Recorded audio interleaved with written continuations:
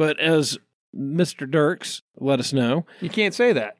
We have to cut to him. Oh, that's right. So you said you finished that thought about 1, 2, 6. Inside this room, all of my dreams become realities, and some of my realities become dreams. What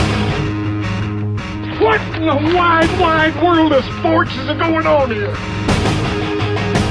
Alive! It's alive! It's alive!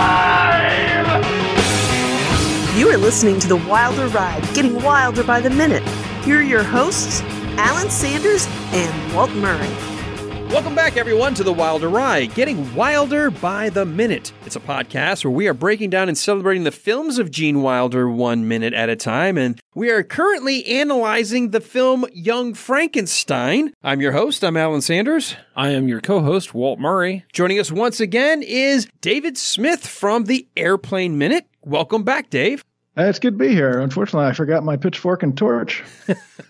Well, good thing we've got an angry HOA meeting gone awry that we're going to see here at the end of this minute. For those folks who weren't in last week, and this is why you got to go back and catch up, we realized the riot started technically at the castle, if you look at the way the set design is. Then they ran out into the woods across some half-assed dock, and then they're lost in the woods, only to finally make their way back to where they started. So it's nice to see they finally returned. Well, I have long held the theory that any mob is not very intelligent.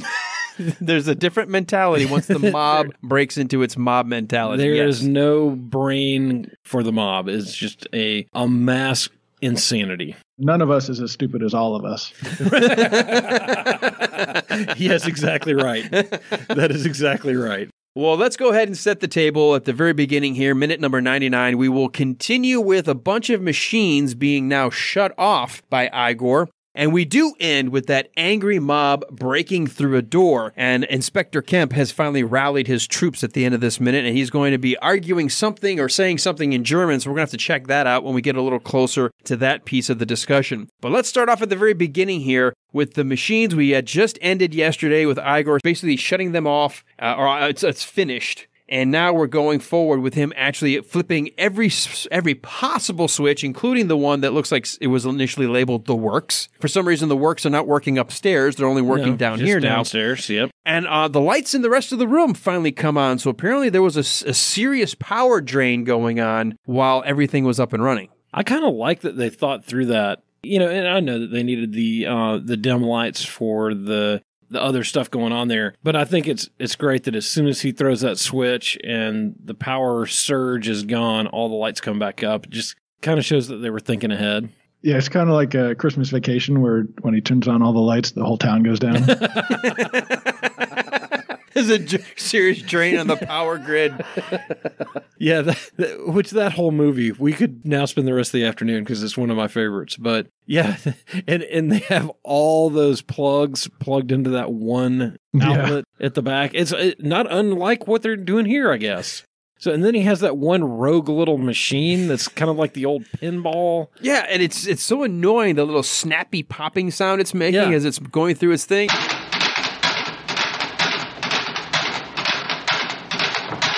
He just walks up and sort of like just bangs it.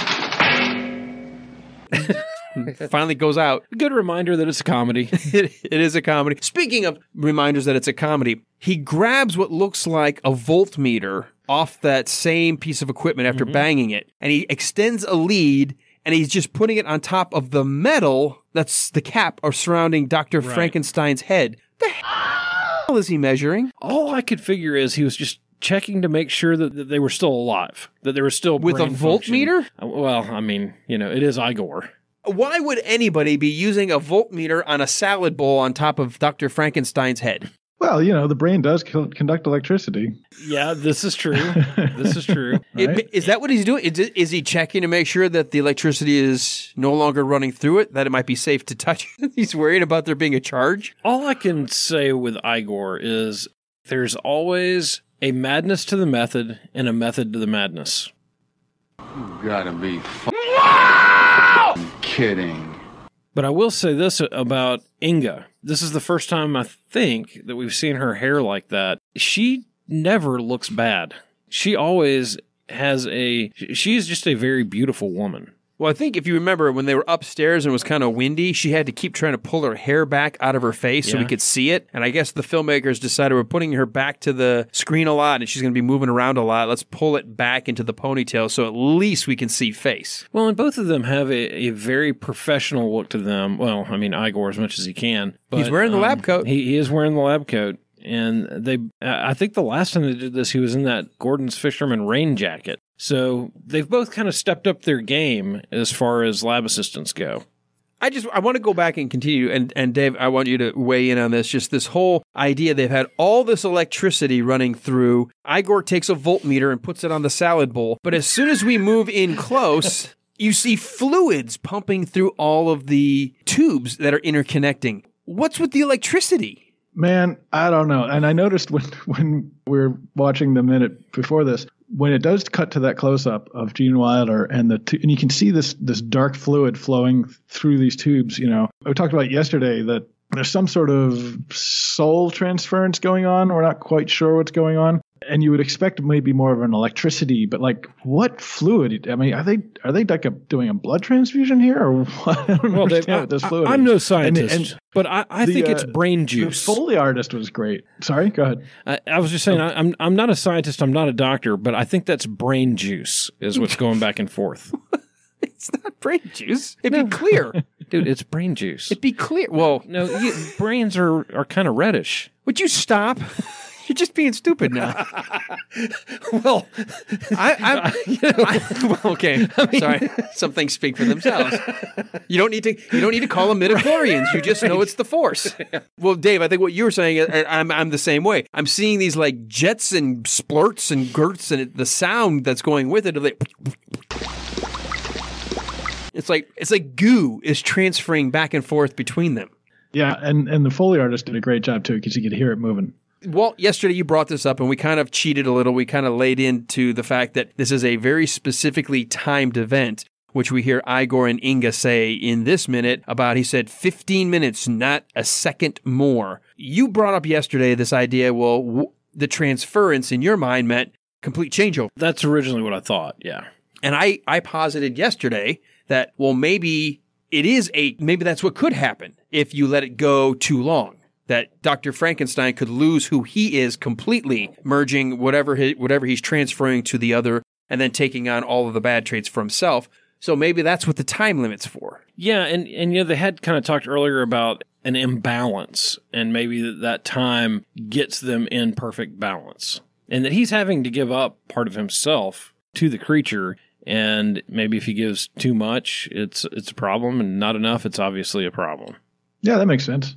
I mean, I think that's because when I first saw the movie, and actually up until yesterday, I just always assumed that the experiment meant if it's less than 15 minutes, if it's more than 15 minutes, it's just going to fail. But now you brought up that interesting thought. Maybe the reason Dr. Frankenstein says 15 minutes is he doesn't want to lose too much of himself. He wants to transfer just enough to fix what's wrong with the monster. Yeah, and obviously if you're giving up something, you're having to take something as well. So it could cause problems on both ends if it's too much or too little. So you think he's going to have a sudden fear of flame? Being that I haven't watched any further than just this, since this is the minute. You thought the movie ended at minute 99. Yeah, I get it. At least I just have to assume that. I would guess that he will probably take something, good or bad, from the monster, and we may find that out later on. Dave, when you first saw this, or even multiple times, maybe even you knew this already, because I didn't even think about the idea that maybe that timer was to prevent too much transference. What were your initial thoughts about this experiment and what you thought was going to be the outcome? No, that's a good point. I think I'm like you in that I always thought that it was, pass-fail type of thing. If it was more or less than 15 minutes, the whole thing would just be destroyed. And even if you stopped it before 15 minutes, both of them could die. And if you let it go, both of them could die, that kind of thing. So I do like this. I do like Walt's idea of it being a time transfer, and you want to get just enough in each person. I don't think I've ever thought of it that way. So I like it. Well, I think it's a cool way of looking at what's going on here, because I will tell you, even as a kid or a teenager when I first saw it, my first fear, and I'm not going to do the hashtag BK spoils everything, but I thought with what's coming up in next week as we start to really wrap up this, what's on the backside of the transference, I thought he truly had given all of himself. It's not until the very end, like a few minutes later, like I thought while we were still in the lab, oh my gosh, that's what happened. They stopped it. And so we don't have a Dr. Frankenstein anymore. And Walt, that brings me to a note I want to remind everybody of. The initial draft of this story that Gene Wilder wrote, he initially was going to have Dr. Frankenstein be thrown or fall off a cliff. But basically the initial ending was Dr. Frankenstein had to die. He thought that would be the only way to really close the loop on the fact that this has happened 5 times before. The only way to stop it from happening again is to eliminate the Frankenstein bloodline. Interesting. Not exactly a happy ending. Dies to stop it happening again. He doesn't die to like give his brain up to the monster or anything. No, that wasn't the original script. Originally, he was just going to be thrown or fall off a cliff. Yeah, and here it's not a death. It's just a transference. That they're shifting parts of the monster and parts of Dr. Frankenstein back and forth between the two bodies. So while this is going on, Inga obviously is the dutiful assistant. She's in between, keeping an eye out. Igor's doing his readings. We've got this sort of close-up to see the gurgling between the two. We immediately cut to the villagers showing back up to outside the door. And before we get to the scene with Kemp leading the way, there were some scenes or some lines taken out that I want to go through very quickly. As they all arrive, they're all supposed to be out yelling, and they had some villagers given some lines. And this is what was supposed to be being said as they approached the gates. Wait a minute, maybe he went back to the castle. Second villager, that's right. Third, he's probably right. Second, it was all a trick by that lunatic doctor. Third villager, let's go back there and tear them both to pieces. Fourth villager, let's not lose our heads. We've always listened to our Burgermeister in the past. We should have the decency to hear from him now. First villager, well, what do you say, Burgermeister? Which of course is Inspector Kemp, but they called it Burgermeister here. He says, let's go back there and tear them both to pieces.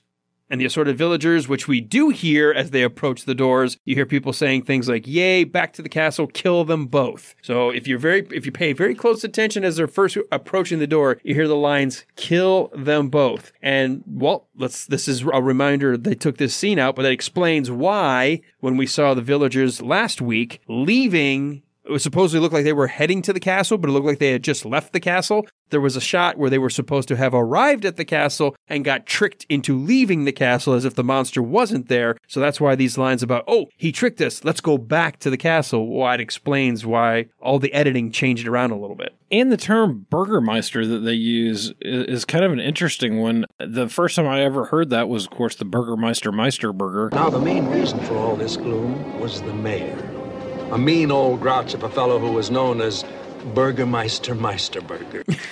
But it's basically like the mayor or, like the head of the town council. Right. Which I had never taken Inspector Kemp to be that. I always took him as being the kind of chief of law enforcement. It's almost officer. like they've melded the two characters because they all of a sudden start referring to the Burgermeister leading the riot, leading the mob. And I don't think he's ever actually referred to that in the finished product of the film. Not at all. Never. I don't know what we're really left with him being other than the chief law enforcement officer and the head of the maniac mob. I wonder if that's... Well, obviously, they gave all of this to Kemp. It doesn't make any sense to introduce a different character, but I wonder, because they do make a point of calling him Inspector Kemp in the script when they mean him, and they all of a sudden introduce this concept of this Burgermeister leading the mob, I wonder if it's the town elder. I wonder if it's Arthur Mallet who's supposed to be playing that, and they just decided, we'll leave it all to Kemp for that simplify it. Yeah, and after all, it does make sense for the craziest character to be leading the crazy mob. And, they had put a lot on Inspector Kemp because they did say at the meeting that, we need to hear from Inspector Kemp. And, we go through his whole thing here. So he is the respected member of the city government. So it makes sense that it would be him leading them to the door. Plus, he's got the battering ram arm. Well, I was going to say, before we go too much further on that, because Dave joining our podcast so late into the film, this is his first chance to see Inspector Kemp. So I'm curious, in terms of the movie in and of itself, what are your thoughts about Kenneth Marr's portrayal of Inspector Kemp? Boy, Kenneth Mars just elevates everything he's in. Kemp was always one of my favorite characters in this thing. Always imitated him with the hand and the lighting the cigar and all that kind of stuff. He does the super cheesy German accent, which is hilarious. Yeah, no, he's great. Because we get to see him And Malta, we're going to have to go to Malta Dirks in just a minute. Because when you first see the riot or the mob entering the area right outside of the front door of the castle, he is walking like some kind of a wound up tin soldier. He really is. It's a very odd gait that he's got. I mean, he's kicking his legs out and snapping, and he's like almost like he's mechanical. Yeah, and very authoritative. You know, one thing you can say for the Eastern Europeans is they have a very well-organized mob and a very structurally led mob. They know how to go after people they want to rip into pieces. That's right. Very well-organized riot. Because a riot is an ugly thing. It's an ugly thing. So when they show up outside the front door here, then I guess everybody just assumes, maybe, how many times have they done this before that they just knew to pick Inspector Kemp up and he was going to put his mechanical fake right arm out and be used as a battering ram? At least 5 times before. Because he doesn't say, here, hoist me up. Right. They just pick him know up. What to do. And... well, maybe they've had some training, you know, they've gone through some like civil defense training because this has happened so many times before. It's the Transylvania version of like some kind of CERT program. That's right. The Citizen Emergency Response Team. It's right. Like, but instead of CERT, it's like, hey, we're the mob. Yeah, who's going to bring the battering ram? Oh, we'll just use Inspector Kemp. The proper use of rakes, shovels, pitchforks, and knives. And mechanical arms. Dave, when you see a scene like this, I mean, I guess it's sort of we've seen movies with the mob. You know, we know these movies from Frankenstein, but it's always interesting that there's all these same typical elements in any time we see a mob. The rakes, the forks, the torches. It's just implements of farming and destruction. And yet we have to remind ourselves this is supposedly 1974. Right? Yeah, it's funny. And that's why I never picked that up before, is because they do really make it seem like it's a long time ago with the farming implements and the hay wagon that they arrived with the horses into the castle. I do like the idea of like their vocational technical school in this town has you can go the Igor route or you can go the angry villager route and learn how to use your Inspector Kemp as a battering ram. That's great. Could you imagine the counselor of the local Transylvania Community College say, now that you've taken some of your core classes, we have to put you on a particular path. So are you on the way of the henchman, the angry mob? Are you the lab assistant? We need to pick one of these. and then you go to school for that. Well, and if you're highly organized, then you can run the brain depository. Depository. I never get that right. You can run the brain depository. Mm-hmm. But you have to be very well organized to do that. Well, I like this, that there's various lines of schooling so that like the mob learns the mob handbook, what to bring. What do you like? That's like day one, you know, in your orientation. Chapter 1, what to bring to your first riot. You know, guy shows up, he's got a kitten. It's like, okay, Bob, you obviously skipped chapter 1. You can't hold up an angry kitten. That's not going to help. Look at your brother here, Bob. Your brother Larry brings an axe. That's helpful, not a kitten. You have failed riot school. So you've joined a lynching. Here's what you need to know. Yeah, that'd be so awesome. So you've joined a lynching. What to expect when you're ready to lynch someone. Step 1, someone please remember to bring the rope. Dang it, someone's got to go back and get a load of dimes. See, that's what happens when you don't plan. When you don't plan, see? That's Blazing Saddles. They didn't think about it. Nobody thought about the Petamane Thruway. Well, I would have to argue, maybe loosely, that these may be in the same universe. The logic seems to flow. The logic flows. Well, there's obviously whatever school they went to, whatever education, whatever higher or lower form of education they went through, the villagers all know that as soon as the Inspector Kemp has gotten done his basic mockery goose step walk up to the door, he immediately is just picked up.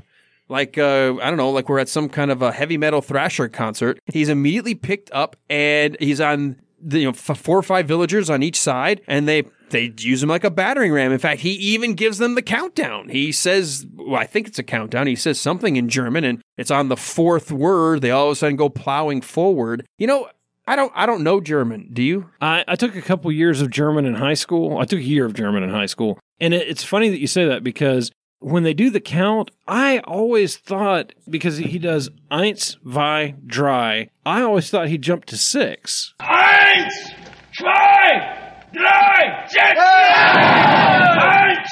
3, 6! 1, 2, 3, 6! And I thought that was funny. But as Mr. Dirks let us know, You can't say that. We have to cut to him. Oh, that's right. So you said you finished that thought about 1, 2, 6. So I always thought that he says 1, 2, 6. But listening last night, I'm not sure that's what he's saying. Dave, do you have any German in your background? Like, do you know what he's saying here? Is this a countdown? I study a little bit of German, just enough to know what he's saying. And that's probably one of the few German words that I know. And it's funny because I was doing a job for German television a while back, and the producer, director and the talent were both German, native German speakers. And she was, I'm operating camera, and she was telling him, okay, turn now, because I was doing a camera move. And I was like, oh, wait, I know what that word means. So that's funny. Yeah. Doing this viewing, I actually understood what they were saying. So you knew that it wasn't 1, 2, 3, 6. Right.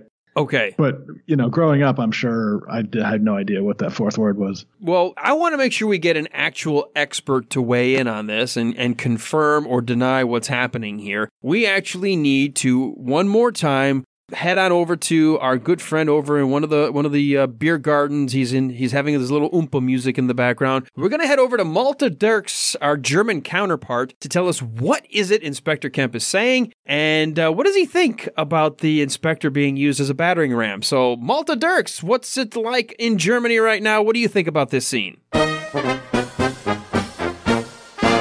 Guten Tag, meine Damen und Herren, this is Malte Dirks, brought to you live from Germany to Georgia. I'm the official German translator and friend of the Wilder Ride, getting wilder by the minute. Let's talk about the German bit in minute number 99. Inspector Kemp is being used as a battering ram by a horde of angry villagers to open the gate of the castle. And every time they prepare to ram him against the gate, he is yelling, 1, 2, 3, jetzt! Which is 1, 2, 3, now! Pretty fair use of German, but the word jetzt is a little bit poorly pronounced. It's too soft and gives away he's an English-speaking actor. But the numbers, they are pretty good. Anyway, it's a rather strange method of opening the gate. If you watch closely, they're not even using his head, but rather his arm, which is stretched out like a spear. I would say, even though they're not using his head, the filmmakers were trying to use the cliché of a German in uniform being a rather hard-headed, stiff character, almost like a tin soldier. And if you want to prove this theory, you can go back to the first shot when they approach the gate. Inspector Kemp is already moving like a tin man there. Anyway, that's it for now. It was a pleasure. Malte Dirks tuning out. Back to Georgia.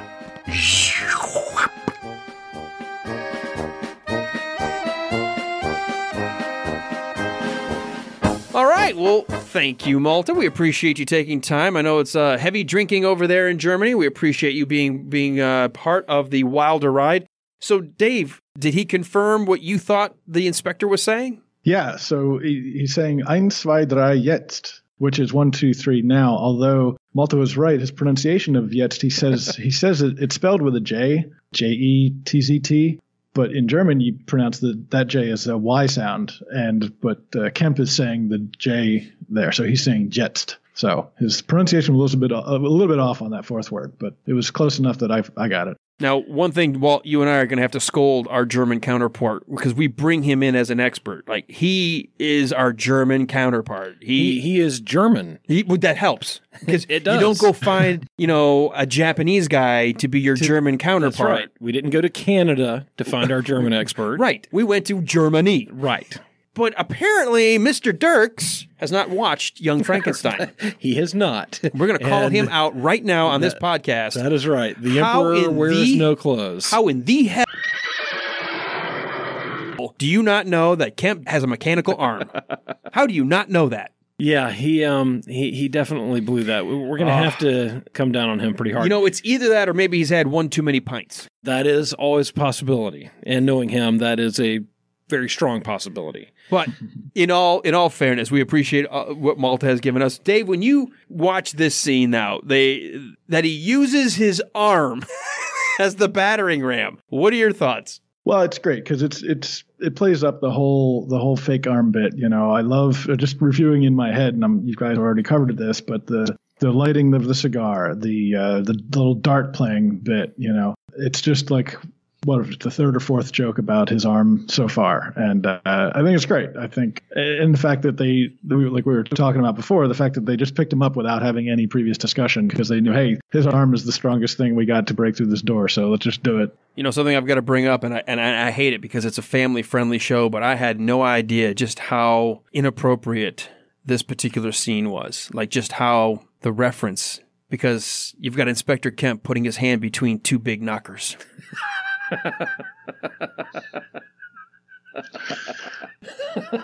Yeah.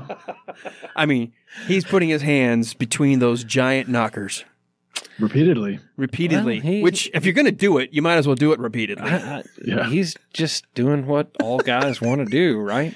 So when you realize this, that's the front door with the knockers, the crowd comes into this shot the exact same side that the monster came up back to the castle. That's from right. a side that we have no idea how you get there because we've never seen an exit or an entrance from that side. But they're coming in from the far side. The only thing we've seen go off that way were the horses at the very beginning.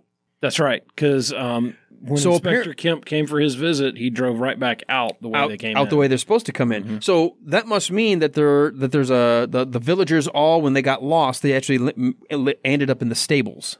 Yeah, it looks that way. And who knew? And maybe that's where that's where he got the hay and the leaves to put down in his lair for Elizabeth. So I think Dave is right from earlier this week. The monster didn't go all that far. The monster just kind of went around the back of the castle to where and grabbed some hay from the stables, and Elizabeth is just right downstairs. Nobody just thought to go ask for her. Well, if they had come up, I mean, looking at the castle in the original shot, that's some pretty tough climbing to get up there without going up the road. So they had to have come up the back way. Well, we'll take a hint from our friends in the Close Encounters world. Someone sculpted the mountain at one time, and they realized where all the rabbit trails were. Well, and being that they are the Transylvania Civil Defense Force, I would assume that they've kind of said, hey, look, our biggest trouble has come from this castle. Our biggest future trouble is probably coming from this castle. We better scope out the right ways to get up there, even though they did get lost 4 times on the way up. But, hey, it is Transylvania. One thing I was going to point out, I mean, we are on mustache watch. The reverse Hitler has filled in. Oh, it's completely. This is a full mustache. Closest looking mustache that he's had since I think early in the beginning of the movie. Yeah, it's weird. So I don't know. I would love to know what the shooting order of this was, but it's either completely filled in or he hasn't shaved out the middle yet. But he has the craziest mustache. It moves all the time. So our mustache alert, he's back on full stash. The reverse Hitler, that little gap is gone. But that's just something that's been fun to watch throughout the entire film to see when that mustache completely morphs from scene to scene. I want to go back to the villagers outside the door for just a second and point out just a couple of what I think are some cool details. The sort of, I guess it's a gargoyle-ish statue that's up on the pedestal. He's holding a shield. It's got the F for Frankenstein. Nice little detail there. You see the guy holding the menorah pitchfork in the background. He's here, so he showed back up. That's right. So he's there, and you've got the side torches lit, plus other people with their torches. So a nice composed shot. I mean, as far as if I look at it just from a filmmaking perspective, the little small details here, the side torches that are fully lit, the villagers adding their torches to explain the lighting that we're seeing here, the fact that the F of the shield of the Frankenstein crest or whatever, or the F at least for Frankenstein on this gargoyle. I think it's really cool. So while this stupid scene is playing of Inspector Kemp as a battering ram, it's just a moment when you pause and you take like this, when we're doing it a minute at a time, to appreciate the set design and the production value of this film. Yeah, and again, I never noticed that menorah rake before. That's pretty funny. Yeah, it showed up last week as well. We saw it on one of the many cutscenes across a bridge, and it was in a silhouette. I'm like, what the heck is that? Is that like an upside-down menorah? What is that? And so when it got close up, I was like, yep, that's kind of what it looks like. Yeah, it's weird. Well, and we do see in this scene again that the detail that they go to. But if you take out the humor, this is a great monster movie. Yeah, Dave, let's ask that question because, again, from a more technical perspective, if you were watching this scene, and let's say, you got that phone call, so you muted the volume, and someone who didn't know what this movie is walked in and was watching this particular scene, would they think it's a comedy? No, that's the thing. Other than a few bits, most likely with Marty Feldman, visually this movie is a classic horror movie. You can't really tell unless you're hearing the jokes. This movie just plays as a real and a good one, a good classic Universal type horror movie. I think it's fantastic. I mean, even when we get this reverse shot, the only thing that lets us know it's goofy is the battle cry on Inspector Kemp's face. Which you want to talk about a mustache that looks all awry and everything looks all messed up? Is his and he's just charging into camera and goes off camera, technically off screen right, camera left. I think it's just hysterical to see that. And then I have to point this out. If you freeze frame it at about 59 seconds, one of the angry villagers comes running in like one of the frickin' Gallimimuses from Jurassic Park. Yeah. He's got his hands up, but his arms up, but his hands hanging down, and they're just flopping with his body movement. And I swear, it's so hard to see, but it looks like that's Arthur Mallet. That has to be Arthur Mallet. It's the same guy that couldn't figure out how to walk in the woods without banging into a fake tree, which he bangs his head on a foot away from the tree. Right. He doesn't actually hit the tree. Good acting. And now he's apparently acting with his T-Rex arms. Yeah, and he also looks back and forth like he doesn't know which way to go. He's just kind of a confused, whacked out member of Transylvanian society who's ended up in the middle of this mob. Well, things are not boding well right now for this experiment. I do like this as we start to wrap this up. The tension for the scene has been established at the very beginning. 15 minutes. No more, no less. Now we've got angry rioters inside the house. So now I'm worried about what's going to happen next minute. And he was even so specific that he said not 1 second more. Right. And not 1 second less. So as we start to wrap up this minute number 99, Dave, as far as story construction and tension, what does that do for you? No, it's good. They created in the last minute or the beginning of this minute where he talks about the 15 minutes. I guess that was the beginning of this minute. Yep.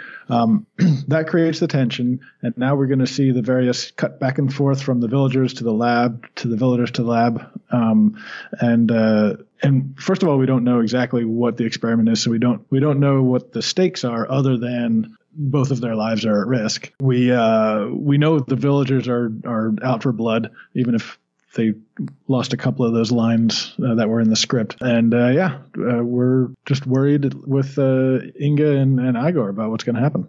I'm going to bring up a problem tomorrow. I'm going to save it for tomorrow. Because when you first see them burst through the door, and we know on our heads architecturally they're entering that main hall where there's one staircase up, and we don't see anything else besides the dining room. We know there's a fireplace. Obviously, we know there's a place where they play darts. Right. Half the villagers go one way into the house, half go the other way. I'm gonna have a question for everybody tomorrow, but I'm gonna save it for tomorrow. So, Dave, do you have anything left in minute number 99 that you want to mention? No, that was it. Walt, anything on your notes that we forgot to get?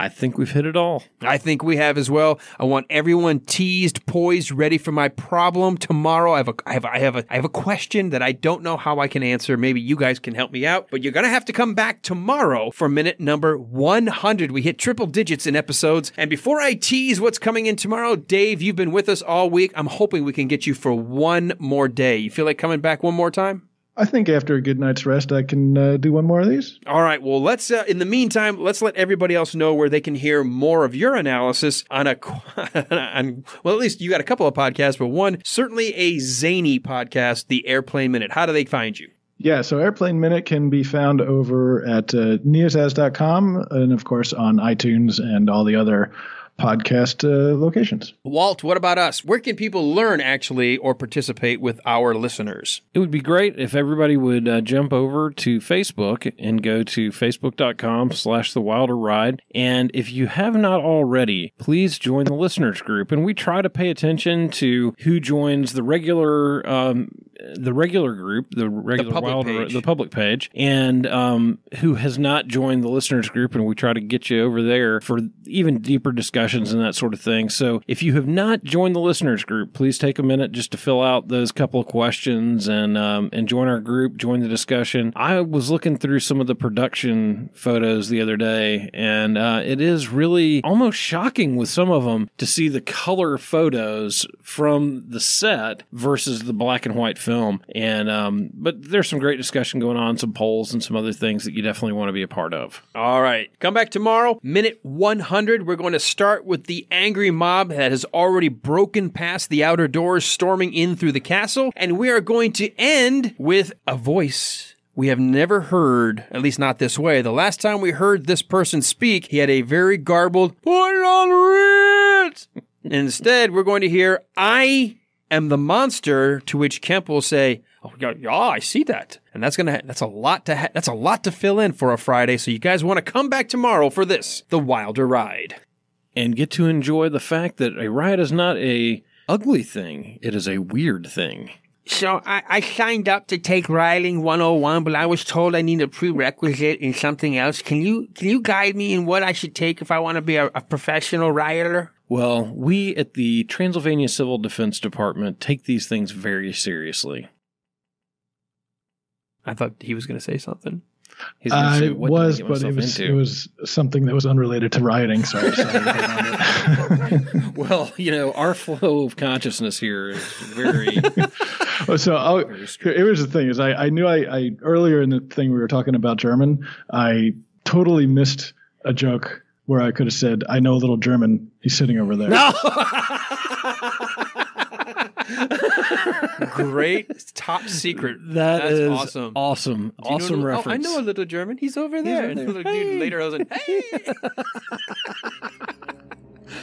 It's good that we're all right in that same maturity level. That's awesome.